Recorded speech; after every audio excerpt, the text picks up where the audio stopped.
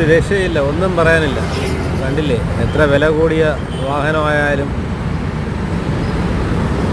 നമ്മൾ വാഹനം ഓടിക്കുന്നത് അശ്രദ്ധയിലാണെങ്കിൽ, അതല്ല എന്നുണ്ടെങ്കിൽ നമ്മുടെ എതിരെ വരുന്ന ആൾക്കാരോ അതല്ല എങ്കിൽ നമ്മുടെ പിന്നിൽ നിന്ന് വരുന്ന ആൾക്കാരോ അശ്രദ്ധയോട് കൂടിയാണ് വരുന്നതെങ്കിൽ ഇതായിരിക്കും അവസ്ഥ.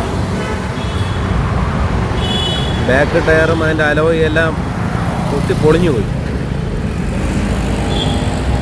അതുകൊണ്ട് ഈ ടൂ വീലർ ഓടിക്കുന്നവരുടെ അടുത്ത് ഒന്നേ പറയാനുള്ളൂ,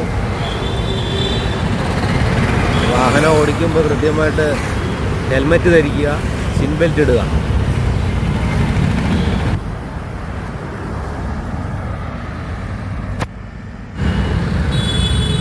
അശ്രദ്ധമായിട്ട് വണ്ടി ഓടിക്കാതിരിക്കുക.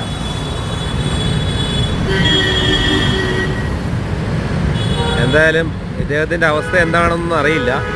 ആർക്കെങ്കിലും അറിയാവുന്നവരുണ്ടെങ്കിൽ ഒന്ന് കമൻറ്റ് ചെയ്യുക. ഇത് തിരുവനന്തപുരത്താണ്, തിരുവനന്തപുരം ചാക്ക ബൈപ്പാസിൻ്റെ മേളിലാണ്. ഓക്കെ.